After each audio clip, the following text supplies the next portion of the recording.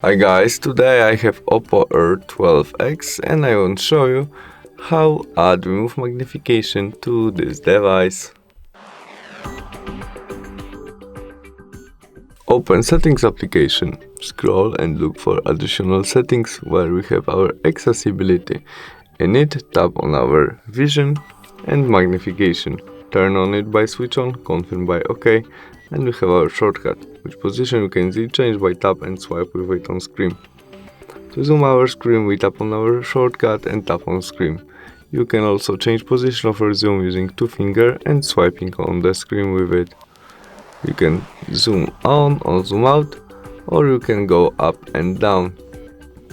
To turn off it, press again on your shortcut. That's all, thanks for watching, bye.